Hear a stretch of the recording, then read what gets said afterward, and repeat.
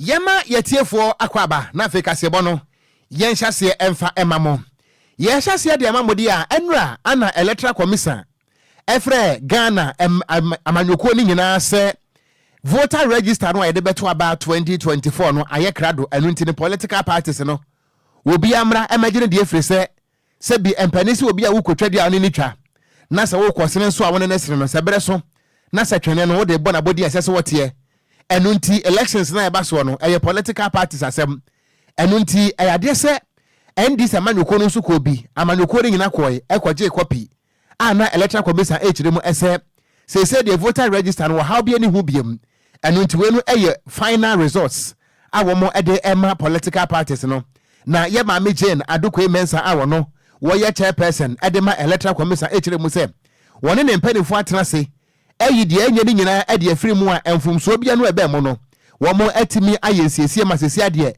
voter register no credible pa na eno ana woni nsamtrofo di nkomo enra no ye ma media to dwa akiremu ese wono mo eda NDC amanyoko na se pa se wo mo tena se hunu se provisional one no na emfumso kakra ewo mu na so nyame adom wono mo atimi atena se de enye ni nyina afiri mu asese de Ghana fo betimi do mo se so mbo se voter register no credible na Jane Mensa so kirem se electoral commission no so gitum se the voter register no credible pante betimi aboa ama transparency etimi ababato no se ne be ya my Ghana asomdwe any democracy ne be koso a ekitemu na eno ana enra wo bra nsam no beto dasa no wopani ba ko a ne din the doctor Rashid Tanko computer wono wo deputy director of elections and IT edema NDC amanyoko no wo de atoda akirem se wono mo abiebie voter register no na senia ye ma me Jane adokwe mensa eka se bibia da motote no wo kirem se enye sa na tie wo kirem a esesenka mpanifo ekire se wo mo awie voter register no dia ye kan se statistics esesenka electoral commission no edeka ho nanso NDC amanyoko no kire se wono mo biebie mu afitira kotire free Genesis to Revelation wono mo biebie mu ahuru se statistics na betima boa ama kire se transparency and accountability etimi abato mo no enka ho kura enunti NDC amanyoko no ekirem se electoral commission wonsa anko drawing board no so biem na wonko yensiesie kama nsana abato no so anso no wamajatum. We know that they cannot be an election without statistics. Why are they doing ballot printing? Ask them. Don't they have statistics over there? Why didn't they take the register and send it over there for printing? Is that how it is? And you are saying we are holding to answer. You held the whole media and political party for ransom here for more than 6 hours, and they are talking about it. If they don't bring the ballot statistics or the voter statistics and the summaries, we are not going to take the register. The summaries are ready tomorrow. Will you come back? I said that's why we're here. We're here waiting for the summary.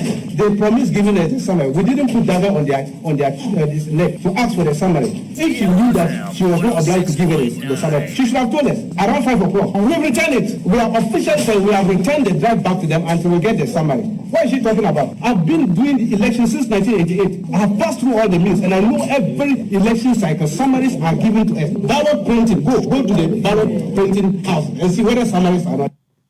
Enti ebusuani ayeti ye wopani awono deputy director of elections and IT edema NDC chiniye kese amanyuko no ne din the doctor Rashid Tanko computer ana wo kirem se voter register no a electoral commission say wo mo wie no wo kirem a enfumso pi no wo mu firi se statistics no enka ho bi ya to so ana zasensen we mu amu no ye gina mu ewa so hwe o magana ya bato so meche electoral commission no na wono so akasa be yo mo ho ano kirem se legally no enya de a mrama mo kwan po se ensma wodo ayi ejese ndi se manyokwe keke kase ne abato ankrata matena se aba no ho moden sa hyehye ni nyina kama pa de abase ne amanyokwe ni nyina da muntu menyina ho fuma ni kotu ya wisie hwe mu bi na mu hu sa afidi abato nwoma no aye krado enti Ghana fo nyina obi akwa aba ni bi ma bibia tumi atodin nanso mo dwena mo ntia se ne eni se amanyokwe no abeka kire Ghana fo nyina se wane mo ntia se ne entia se afiri se kwa mofo aso o matena se akeka ne masisi ani me na register no ebedi mu no wane mo preso o mo fa process ahodo mo fa mo nyina betudwa na mo fa nkuntabo nyina fa menso o mo nse no mo fa mani kotu awisie emfa ni akire no mo hunu say yes electoral commission dia mu kan sa pepe na te anase we de kwakwa da dwon mo dada Ghana fo na zaze say we mo no and a chairperson e my electoral commission no ye ma me je mensa e kirem so muntum na moya dodo mo pre too much ye share say ye register hunkuntabu ndc de be la da mo so ye kwanchi na mo twen ye say ya o kirem say tata na ye dodo nti sabe opam hu fo ato ne be ma ne send o maka nyina ne sense sense ma ni say manyoko ni ka no omo no omo nya dwen every sem every to man penda da jeje wale sabre so e na electoral commission itransi di ne dwuma na so de bia ni ho a wo ma beto aba wo aboden e de sanche ya hodo ani say manyoko e kan de beto dweda ne senti de o maka na o maka twetwe atwan wano omo nya dwen ne ene mo nya dwen kyena every say e ye register mo de ba bonten no bibia da ho tin amyoko ni nyina do bia je de atum ayade asinto bia nimti ani say manyoko no motiase o montie za nda agemo mo de kopa manches e de topum every say de o maka na wanom aka Jemensa ejemre eni santrofo edi nkomo. The register as you see, as you have it, is a certified proof of your register. If you choose to return it, that's your prerogative. You can do so. And this is a request you are making. It is not binding in law. It is not binding in law. And this is something we've been doing since time immemorial. I believe from Mr. Tese Okogyeabour been here since 1992. They've never given a summary to anyone. So if it is your request today, that's fine. I mean, we are not obliged to give it to you. But I think as a commission that believes in transparency, that accommodates and is responsive to the needs of its stakeholders, we don't have a problem generating the details for you. But we are not obliged. And there's no way to go. But as mentioned, and I want to put it on record, it has never happened. It's a request you have made. We are not obliged to give. As a commission, we hold that in the interest of transparency and responsiveness, we should provide you with that service. And so we will, as Mr. Dr. Okogyeabour indicated, we thought that we should give you the details and not just a summary. Any awoti ye a chairperson, Adema electoral commissioner, and what you say. And this Amayuko no more pre, more tata wanum too much. Nisenti, register my mammo, more pamon country, them babyano, and found one more, and muntremo, and a day assume. Yentua we apem to breakfast bono eso na ensamu yedi free enkran pompuni manta mo bafotene ba ko a atifi epoye atoye ene anafo ena wiai wo bia ebedi yan ayaw DL wo haninsia ekiripo enkono me pato ba bia wonam bia no wutime de wadwenkyere bran afiri se kase ebo we die wo bia adwenkyere so yagitum enunti ye fe ne se agemensam ensam no eni soso pam kase boni yeto so de amamode aye kasa yi aka 29 days na wo my Ghana ye kwakwoto aba na sese de campaign no emu ayede pa esene sura ya yiri musa titipieto mu ahoma enu nti mampani dada John Dramani Mahama ye kase wode ne nto ba kwakopiem e wo kasoa ewutu senya east e wo mfimfiri mantam a ne nyina no ene se wanton wo yade a wonya no aduro ana se bio wo da yeso no se wo anyi ankyere obi anim de ese wotiri mu nti kane mampani John Dramani Mahama ade ne campaign atiesim ewo kasoa na ene edom ene apempema nkoma ayedi na chi no enya asam ketwa na ento aba no botaye nyina no ene se eye 24 hour economy no obedi hu nkomo yie ama Ghana fo ade sha wonom ewo kasoa ewutu senya east ene ne importer mo so atimi ehunu eye wono kane mampane John Dramani Mahama ne NDC no wonom adwempo ana ye kasai wode campaign no ahyase ewo kasoa na yenkwa homa so yi yensem droni Emmanuel Opoku Adusi DJ active edikane mampane John Dramani Mahama chia ento aboyi wogina mu bi pa na oba yen Facebook no so a ene ye kaso anya asam ketwa adwo nko enipa no wo mutai mu se ba bi hini ntosi abomu enya asam ketwa me yenkwa homa so DJ active eye DLFM yensem droni wo di campaign achi ewa kaso a akura bibi abakọ de eni ama se akọkọ to aso Africa so a ne yento aso mfiri ha Sɛdeɛ Ocran ne saa pɛpɛɛpɛ ana ɛte yɛnim sɛ ɛnkyɛ bia na Ghana yɛkɔ akɔto aba 7 December ne sɛ nti amayɛko ahodoɔ no nyinaa ɛbɔ ɛntoa bɔ aporɔ ɛsɛ Ghanafoɔ sɛ ɔmo hwɛ na ɔmo nto aba ɛmfa ɛma ɔmo na ɛno na His Excellency the former president a ɛnɛ ɔgyina mu ɛde ama NDC amayɛko no ɛyɛ John Dramani Mahama saa mmerɛ mi ne ɔkasa yi obepie mu ewo kasoa ewo awututenya abafo empɛsoafo a ɔbɔnso a ɛnyɛ asenkuma akwa na ɛkɔ na His Excellency the former president John Dramani Mahama etini ebetu ana opportunity so na ne kasa mu no a ɔde ɛtu ga sɛ ɛyade a MPP Amayoko no Edika Swap Yamo Papa. The son said in Putujuma, I was a Baka and I MPP for Anthony Anye. Or no, I don't the money to have a pencil. And I would give out the overhead, I know another overpass, I know how my good boy, Emma Africa, I know how my thing, I saw a guy crying at them. And because of that, what the MPP for Casa idea, a president with His Excellency John Dramani Mahama, actually after every best Ghana for United, some MPP for Casa was me after the Omomuano na Otiminia MP Debre, Ewo, AM Rashid the Field, Sadia, with the Munyanfa or no Ejamo, Ewa Kaswa, and Pasaya, which is in your hand, now, or your Omovenomonto, Aba, Estimate, and Manapia, Estimate, and Panama, I mean, I said, Mina and the Papa from the maybe now, no more as you for Katra. You know, maybe and for Katra, or I'm here to say, His Excellency John Dramani Mahama visitor for the Abra of Montaigne, Anna Omue. But among the heading for Mokaka, DL 103.9 FM, and His Excellency John Dramani Mahama Abahanum, Obobi and Oshabena or Shamo. I don't know what I'm saying. Obobi and Assembly or the Extra one say. Okay, and the answer. Because they are bread. There's some maybe for NDC.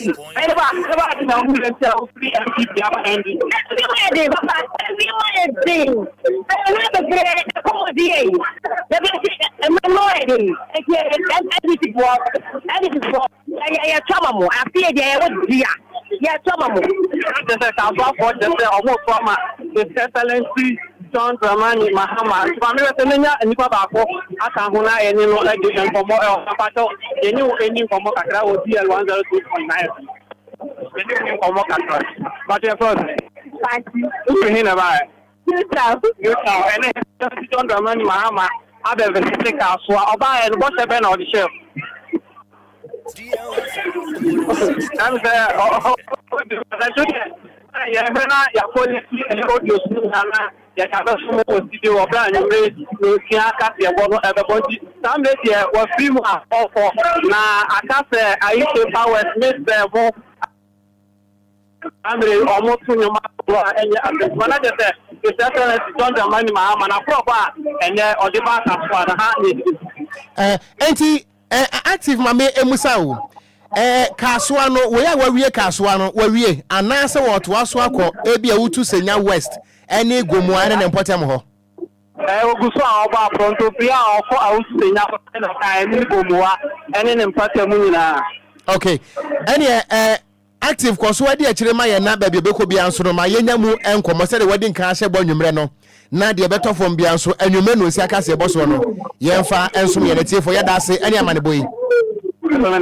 Okay, enti abusuan yensam droni Emmanuel Opoku Edusi DJ Active ana wodi kane mampene John Dramani Mahama ne ntoabo no achi ewo ewutu senya East Kaswa na amanebo ne kirem se wo firi hoyi wodnani ekiremu ewo ewutu senya West ehonomo ana ye mame Gisela Tete enso eye mrahye bedwana fi watoaso a akwa kopiem ewo Gomua East Gomua West Gomua Central ene ne potemu akwadwo oko wo boso kwa nanim a no nko nanim se ne afio ya bato afide se ya ne ebekọ no akopem se ebeto aba na wie se wo nko so amontoa Ghana fo so tie wonom se wo mo na ya yenso ye na o dabi de on beka bia yenso beka kire Ghana fo sa ne tie oko yento aso oko ye to akase ye bono so a ne ye free kaso afimfi matanum every endis amanyeko na akache ye ne akire mu awo je ne Ashanti region ye kopiem ane ye kọ eye Kwabre East empotem hondom na Kwabre East abato mpesu asiri amekese no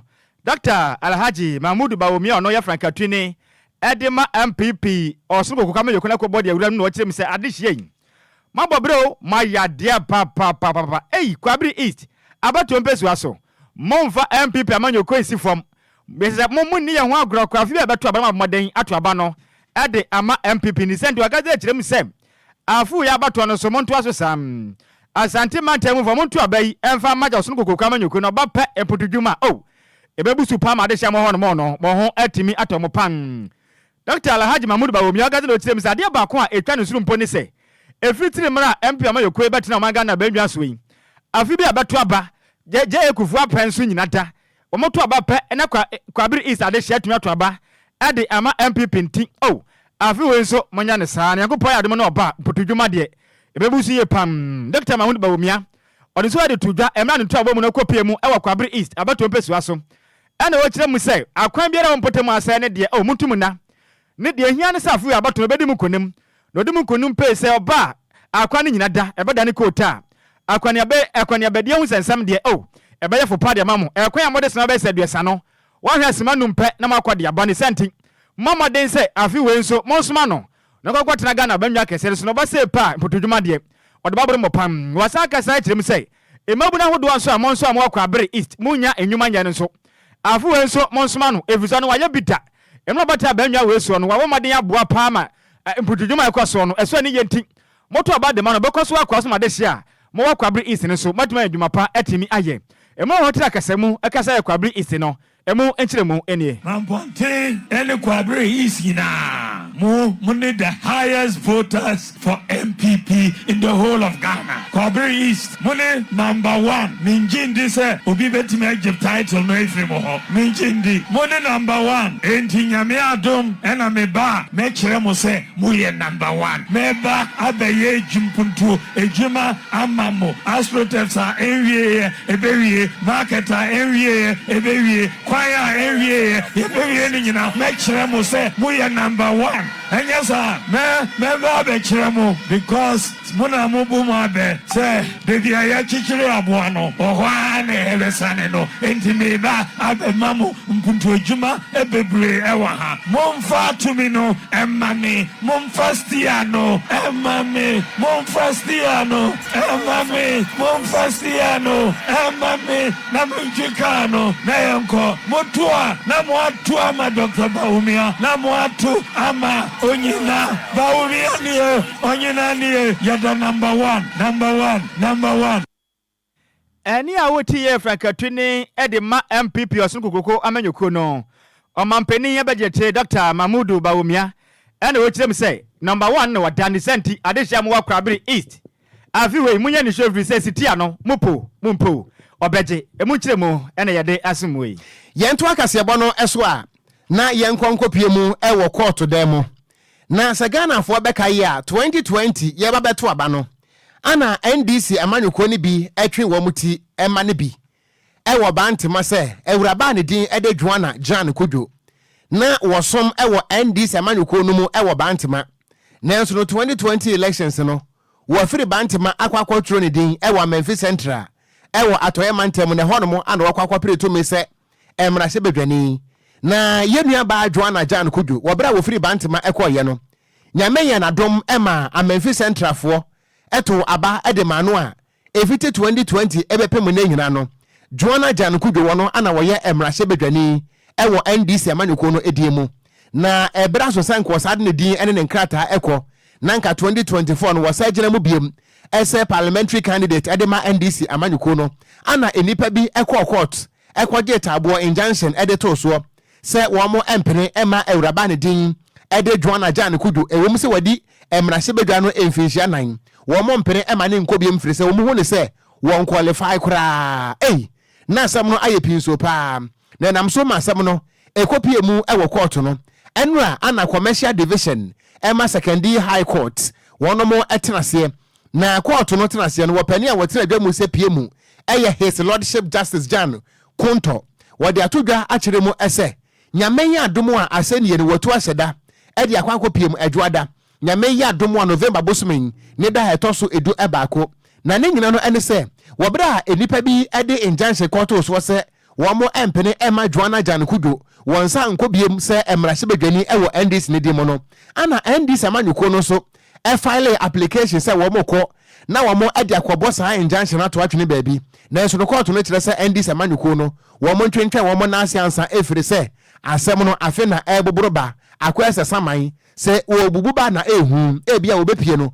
na wo ye wosoa anasa wofa enu ntine court no kire se eye application wa NDC amanyoko ndi aba na womo ebebo saa injunction ato aguo no womo ntwentwen so ansa na emom no de tie ene se enipa bi nso ekirem se Ewuraba ne din ede Joanna Jan Kwadwo asese a wote so se mara se bedwani ema Amenfi Central no na won qualify 2020 ane nipa bi ma ne gina mu ema ne koye ntise ne no se ye yini din ede free enkrata mu a na ne kwan so ano no na enam so mefiti bra no a enipa be kwaje injunction de beto so no electoral commission so atimi ayi Ewuraba ne din ede onabo Joanna Jan Kwadwo din ede free mu se court se ye de tabu ato no so a wono electoral commission no ne se ne hwan se wono so ede ma me din ebeto eye ballot paper so na eno na eno court no transe no afanu ni nyina kwa adwenkurom wo mo e file application no ene wo mo ekwaje injunction ni nyina na kwa adwenkurom se wenu eye party ba ku mu asem eno nti wo mo nko solve ni ofie na nyame ya adomu a etire eni etireka na sasumdwe ba e wafanu ni mienu ntamu a nyame ya adomu a Monday no se bibia kototen na se ho behia se saa injunction no wo mu yi edi free Joanna Jan Kwadwo so a wo no mu ebeyi na busua wo ba ye Facebook no so akofi ballot paper no a yayi Ewuraba ne din afri mo no me paache wada fabra yen aha nti abusua ba ye Facebook no so a wo hwe we no eye Amenfi Central eye ballot paper parliamentary candidate ballot paper no ana eda so yi na wo hwe so ade wo gire mu dia ma NPP no eye Albert Redu Ako wono MPP wo hwe ane de ne da ho ana eye Peter ya ukwache aka wono nso ekose eye contemkro wono nso edem ana Karl Mark Ahen wono nso kose contemkro enu ntinanka hu behia se NDC amanyuko no wono nso parliamentary candidate a wote so se mrahye bedwani ono abo Joanna Jan Kwadwo nso anka ne mfoni ebepiem nanso electoral commission esanse na court ensensem wo munti no wanfa maami edin ameka ho a aye nsem pinso pa na court no kire sesese no safani ni nyina gitum sa asem no yen settle no out of court dia na nyame ya adom a Monday no court no besi gina ye se afede Joanna Jan Kwadwo no yen fa ne din enka ho bi se NDC parliamentary candidate ewa Amenfi Central anasesen na wabra court no so de ye no NDC amanyuko ni ma eye party supporters ne court ho one most didn't say me say anatuda. So right now, what I want the court to do is to lift the injunction so that we can contest. So that EC will grant us permission to contest because that's all we want now. We want to do it in the game. We don't want to see that in watch them. So. Yeah, we are very worried. Yeah, everything should be like very quick because today is 7th and we have only 1 month. Understand? So far as the opponent is here, it means that it is very worried. That's why she's here. For everything to be like, justified in a good way. Court me na ye dem brand be edwuma. Aha. O Sunday, waka be yenko to abani bio. Yakọ to instructions bia was menyen bia no. Yezi bia yenti yelehwe. Ma court no ozebaba. Na ye wenyi sum de. Bibia so bade na akwani. Enti eni ayeti ye eye NDC chiniye kese amanyuko ne ma wonom ewo Amenfi Central. Enu awabra eye commercial division eye court secondary high court etenase no wopani a wati adwamu eye his lordship Justice Jan Konto ana wode sanse moyi etu da wabra party no man so ekasa ye to akase bo no so a na ye bo ediagramu our chief executive officer Edema McDan Group ne den ade Dr. Daniel Makole wakase kiremu se omanga na esi amekese no ankrankra dwuma do dolada na egu a emu eya pa wo kirem sei amampani fa wo mabedi o maga na soro mfa nhyepa emfa ngu kwa munti emenne ankrankra dwuma ewura no no wonom ebre pam opani ni se wade tudwa emra kopie mu awo CEO presidential gala dinner eno no todwa awo kra mopre matemu ena wakase na o kirem sei empempenso ya duro no onim de nti ebetra maga na mu ne ebeto abade ma obi so metra o man so na obape ankrankra dwuma betimi abo o maga na kekere ne kanko akon kan no na mpanifo enwene woro mo ho o chemte se de yakwei sa pepe na beto so de bedu babi no maga na ye bebre papa every say ankwankwa nwuma no edos pa esene sabi otwe nwumi na badwuma mpo momo na msen ye kase ye de abadwuma nkwa na ebu o maga na de adabi de ye bebre papa ni senti wakase akirem se sa ne ma na ekoso no emu aye pam opani kase na o kirem se ne eto ahodo mpanifo de egu o maga na enwuma ahodo bi so mutua no emu aye o omo bre pa na so aba na ntrase Evan Japan van wa kwama adwuma wura nom entimi nya sika Evan treto makoba mu o kyerem se ne unemployment rate na ekosuri Ghana mpanimfo ade na mohye o kyerem se mabu no betima ya adwuma ya titiw ni nyina da eja nyina kwankwa nnwuma so nti ade nti na Ghana mpanimfo montumi entimi entrase na monfa Japan van wa kwamu nentimi moa na nkwa adwuma no so entimi entu enkan na ekwa nimu wakasa kire mu sem edu pempen so Ghana fo bi nso odi mu ho ya opan ne Ghana ni bia adwuma pa ne wo ya ne ma hodo ma ye no Ghana fo mpe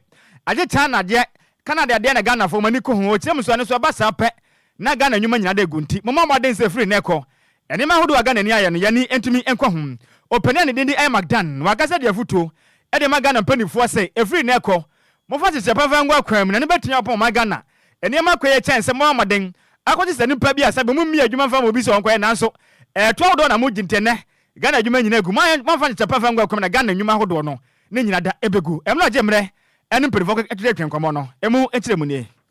We have to be very serious in this country. We can help government. We have to help government. This is our country. We don't have any other country to run to. All my investments is in Ghana. And what do? Where do I run to? We have to put all our resources in here. I can tell you that we're living in a country when government, the politicians, will sit down and will drive policies for the private sector who understand business. I've had many occasions where I've walked into a minister, whatever I explain, he doesn't understand. And he will never understand. And this is the guy taking decision for me. I've been in private business for over 30 years. And I'm telling you that this will work not for me in my selfish interest. But think about it. Politicians who are not even built or employ 3 people in his whole life will sit and enact come up with a policy for me who is paying over 7,000 people. Our job is to our business as entrepreneur is to create job. Government business is to aid us to create a job for them. So if you cross Ghana, we are doing well. My only problem is at time the politics of winner takes all.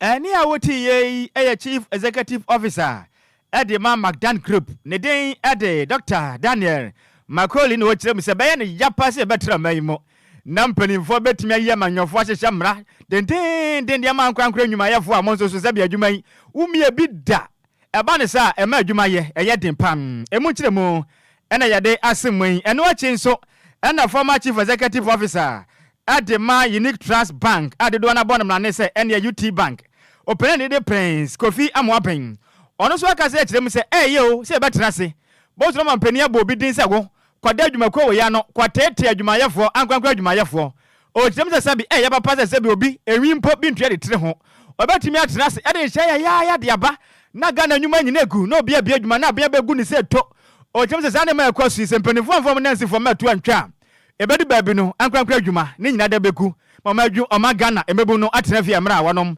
etimi enya adwuma enye.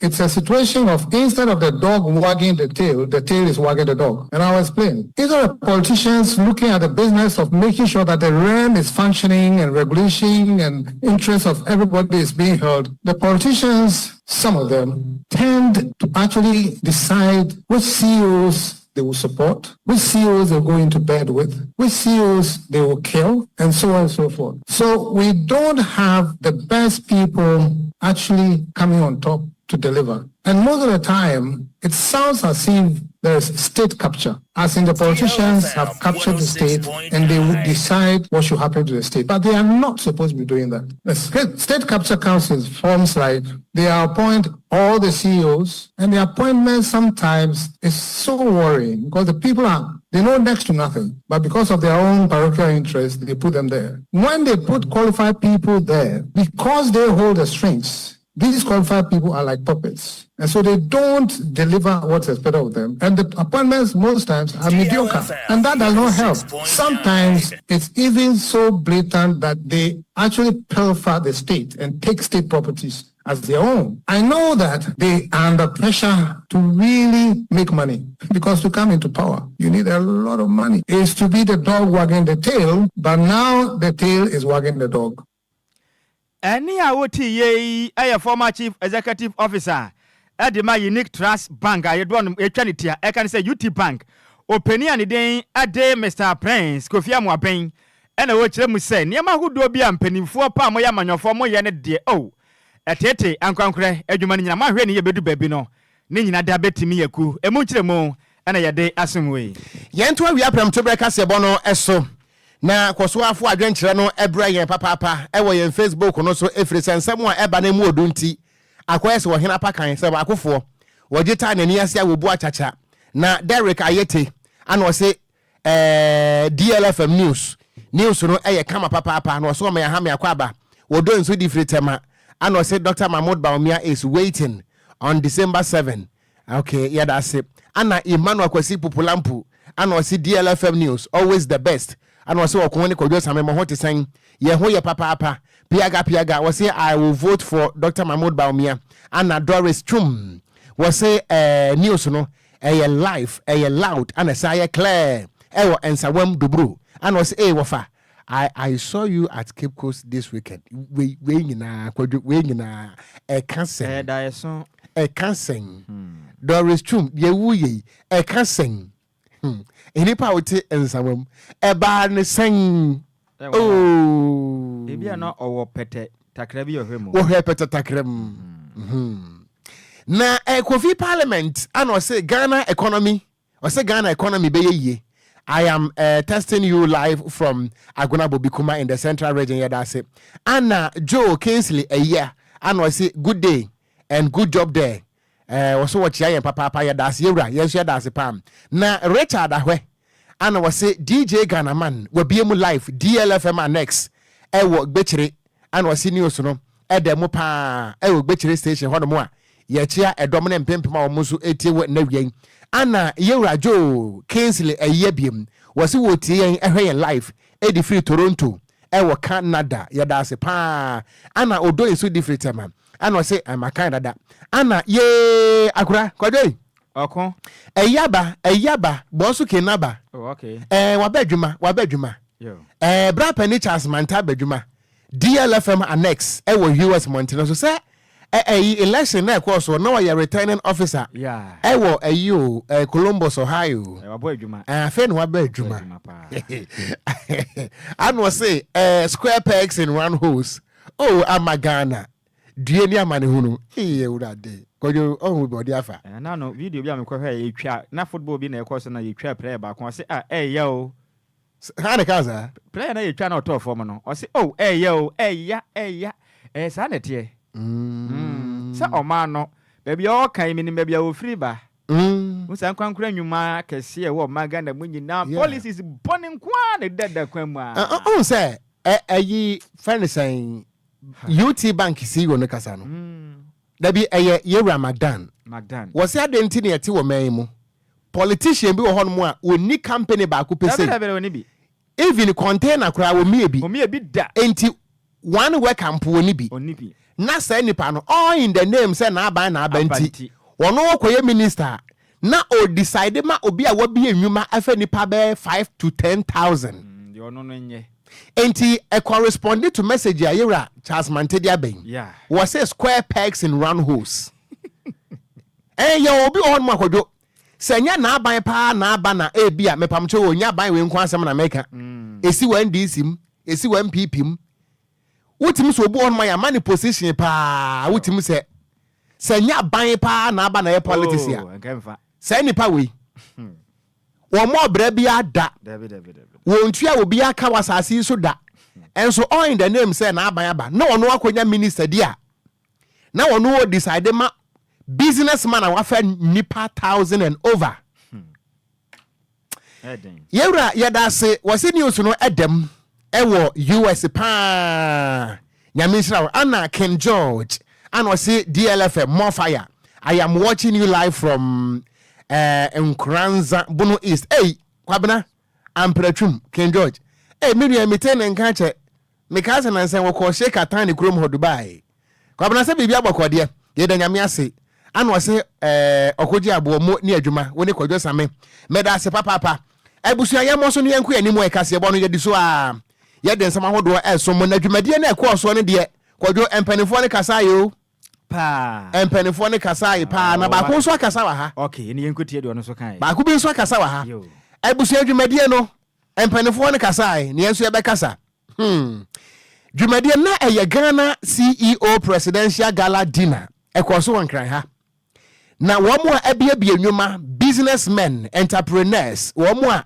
afa nkofo madwumam asankanya wo mo a anka Ghana fo bechi ananse na wo mo awe nyame nhyira Ghana fo ankora nnwuma pa na asanka adwuma wura Charles Kwadwo fo sunsu kobie fi se Kwadwo o man frɛ no ma anya ade because wo mo abie nnwuma fa nipadom no masa wono so taamu pa senior man etifie man frɛ no mana nkobi ono no that the Lumba no ono eba business na ono no watamu say haji afate wachi. I think say next dinner because so ono beko ono ankasa ni fia koye. That's right. Enti ne bia o man frɛ no because say hwe wekesi egu fia masa hwe ayi Lumba nsupa hwe wekesi egu mu enya hwe next time so wo man frɛ na ya de ne beko o meti o be bi nka kra Kwadwo na pani ba kwa kasa wa ha o wo pani a wono nso na wo ye former chief executive officer Emma Stanbic Bank ne din e de Alhassan Andani wakasa wo awurade wotirem se Ghana hanu mo ayetie se wo fa pen ene paper na utise monte so pa se ubusa se Ghana for Emma examples of terrorism and as examples of terrorist group wa wo betisa Ghana for keka Taliban no mo kan Al-Qaeda na wo mo kan Boko Haram na wo maka ISIS wotira se wo kan we nyina wie ya wo wie yo dia ka sasa wo de ka ho eye terrorist no ba ko eye Ghana Revenue Authority GRA for Kwadwo pressing hallelujah papa ya kasa o DLFM 106.9 akwese Kwadwo abrewa bia okọ ICGC ho na brewe wonte brofo onko Roma enwene ne ho na wakọ ICGC na wose ho so brofo nko a brofo ne adwuma na onya bedu fia na ne nana no mabusa grandma na and what did the pastor say was here and the software preach pa and so anti hui ebusuya papa ya kasapa wapani ne din ede Alhassan Andani echirem say Ghana Revenue Authority wo mo bra ba wo bo no Ghana hanom no wo mo ne Taliban and ISIS eyepe na ayabraba wo mo bo say wo mo de begu ankra nnwuma wo chirem say ne wanya sika ebie wadwuma pa na wafa Ghana for ma egum se wo nso nya dwumanye na wo nsa nko wo ma no na Ghana Revenue Authority any aban we wo the tax mia company ne ko na afi company ne homete ni na watwe yes company no afford up ya collapse no wo tirem se ahadwen ye papa wo se enne yetimi abo Ghana Revenue Authority for pa se munkonkogu Ghana for nyuma enu nti enne se ubie space to space kura no a na ye the Ghana Revenue Authority official base wo kon so wo ton 1 cedi no agi 50 pesos wo ton 50 pesos no agi 3 pesos wo se sade no a ekoso no ama Ghana nyuma bebre egu amene unemployment no afro pam se na nkwansere wo tirem se aban we international so amfan na nsi form na so be na adwene se wone Ghana Revenue Authority for the terrorism tactics ebegu Ghana for nyuma daachi bia no wo mai we ye bekura ne hwirihwiri yewura no ye chief executive officer Emma Stanbic Bank Alhassan Andani wakasane munsebnie. If we come in with any new tax measures, we don't simplify and indeed merge and delete some taxes that the last time I was speaking to a business, they had 33 different taxes. There are about 33 different taxes. We just have to rationalize it and give these very emerging capital or private sector people time to breathe and so that you can at least continue to tax them. There's a reform of the tax, rationalize, just take down some and give, and actually GRA has become a terrorist organization. I know a number of organizations when GRA gets into their space and it's as if they deliberately do it in order to wriggle people's arms to take money. It's true, Mr. Vice President. Most of your CEOs, when GRA is coming, it's like some terrorists coming. It's supposed to be,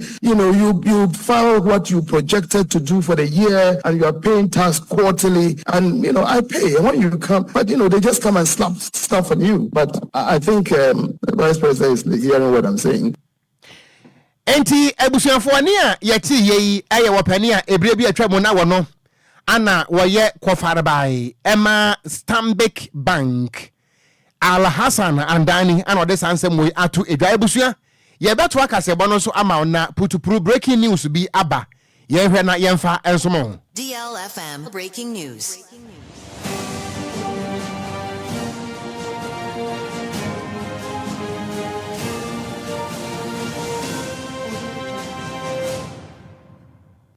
DLFM DLFM breaking news.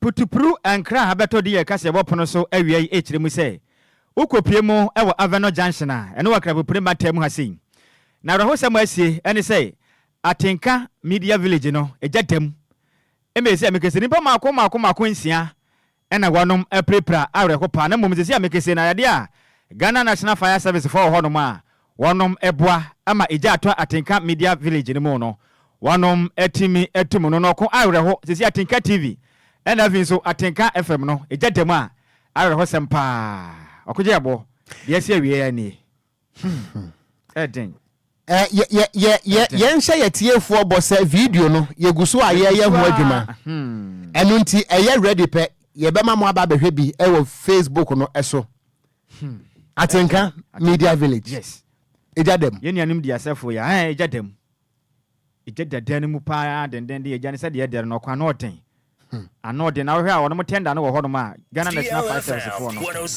wono bo mo homadin bia se ombetimi atumicha no ese amekese nipa mako ensia 6 ena wono ma prepara e wo sai ejana ato Atenka Media Village edan mu no na ye pesenka ya video no tumi ba na etiefo no tumi e de o mani hwe bi no mu bi nti ye ho adwuma yes ye gusu ye video no ho adwuma eden pa we de ma ye ne no Atenka Media Village for nyina ya ko efise de asie no empenifo se sabe ye ka onenti a na ka to eden pa sabre we pa de hadwen eden enti ebusuan ye boy homode na sabetimi aka video no yes na fe di video no atoso amamo nti we no ye putupura ma ne bo a aba betodwa Atenka Media Village say ewo Aveno Junction ha ya wo ko sekra Aveno Junction ha se ya ena ejadam esenijelu kwa fesu a empenifo twejade atum nyase mkuma we so go video na ye ready enti ebusuan ba ye Facebook no eso a video no aneda so na eja na edem no say Atenka for dan no so eso wa by tre sapepepe enti say o how be say ba ebe hadwen yie pa enti ebusuan bra ye Facebook no eso DLFM 106.9 na obehwese ne Atenka TV Atenka FM edan no eja demu a eya areho pa too bad too bad but ye ka say no ade crop enam so a emma eja no to mu de yensan kan na emom no etiefo nhye no so se nyame ya adom a anwumre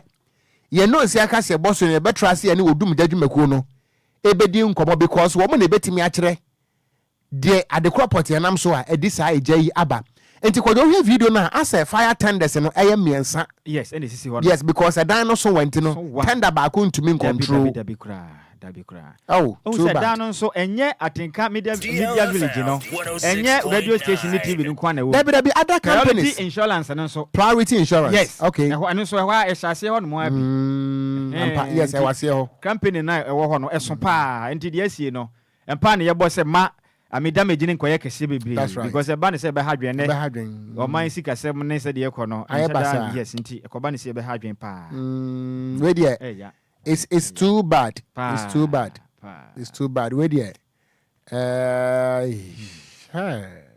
enti me pacha oba yen Facebook no eso a ense mi se me hu ana ma down because sika se hu a den Kwadwo say obi be ye such an investment now one day pe eja beto mu no de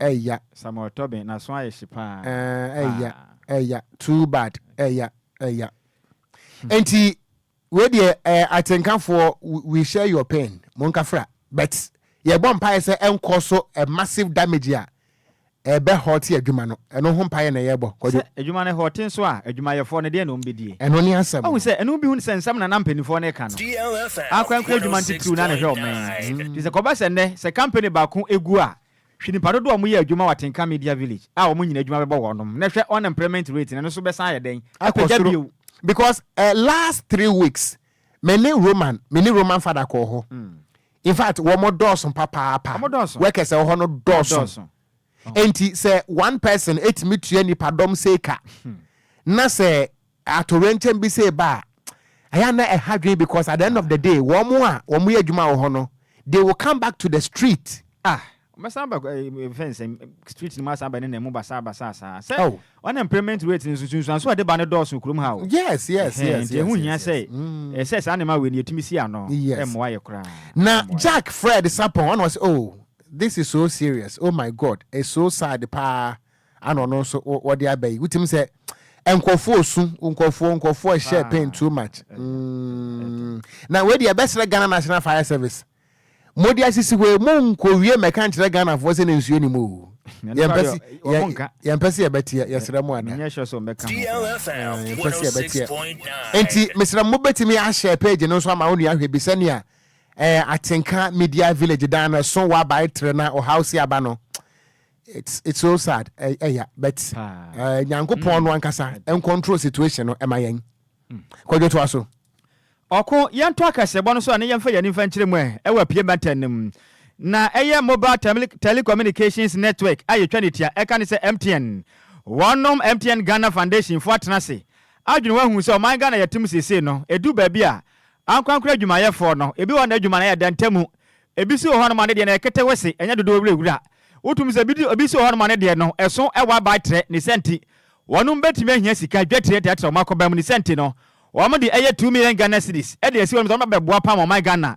Enyuma nketenkete na dentemo no. Wanu so atimaja mo na so. Abo adwumadin ye pam. Na mbrefo chim se de enti omutu sa na ma we nyina ne se. Enu betimi aboa mo my Ghana enyuma na timasi na adwane na so waka na se brane. Na enu betimi aboa so my Ghana cheche ne kanko no so. Etimi akonkan ye pam. Na esi amekese nipa mako eye 50.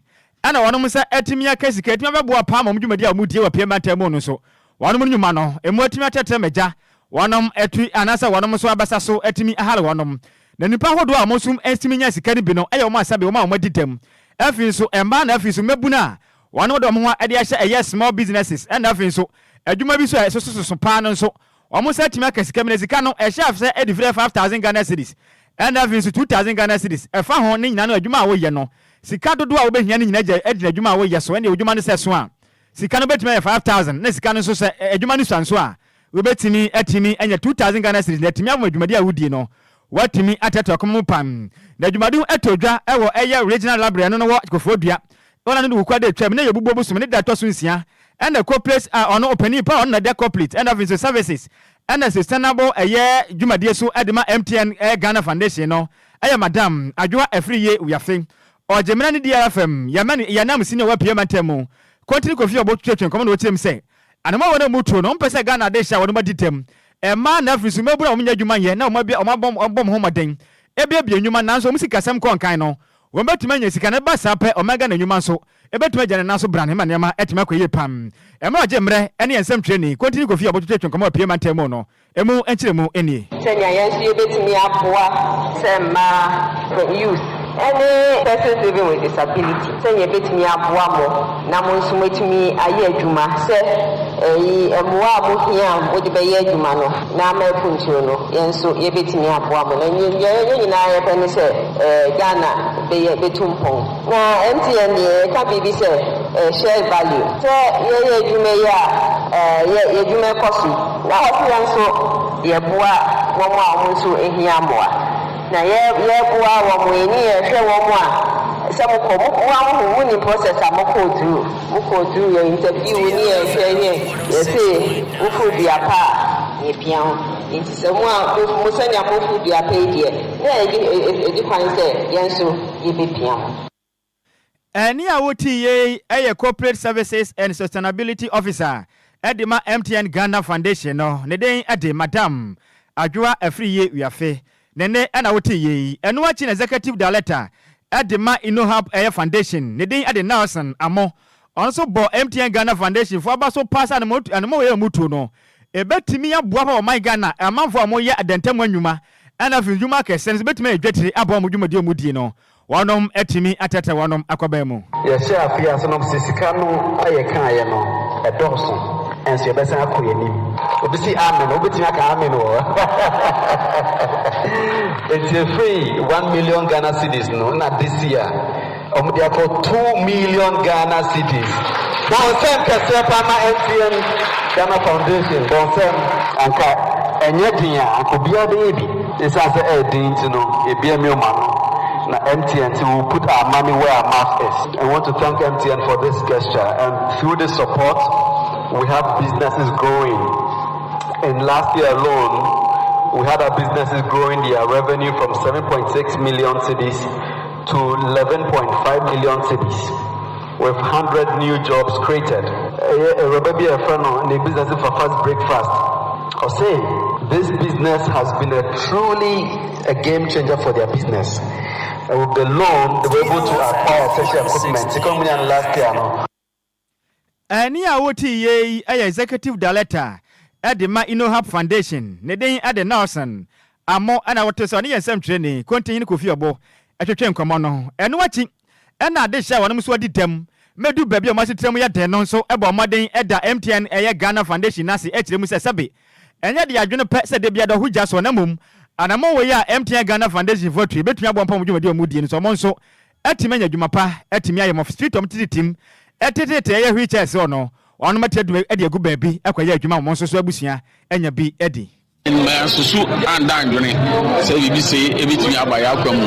Hey, was time your friends saying almost as I say, oh, yeah, interview, long kind. In fact, I check, they didn't say this kind of cry, Emma.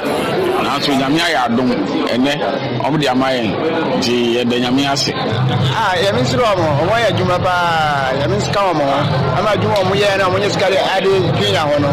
I'm a woman, I am Cassia.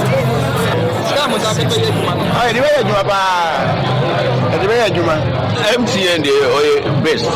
Me used to me to MTN 2002. Me used to. Any awoti I had this year, one edit them. Our payment and a muchim and a motua. MTN Ghana Foundation for Tuno. A more the Panabet Yabom Mudino, Etimia Conkai, and our taste of only and same training. Continue to feel about to train commando, a muchimo, and a day assume.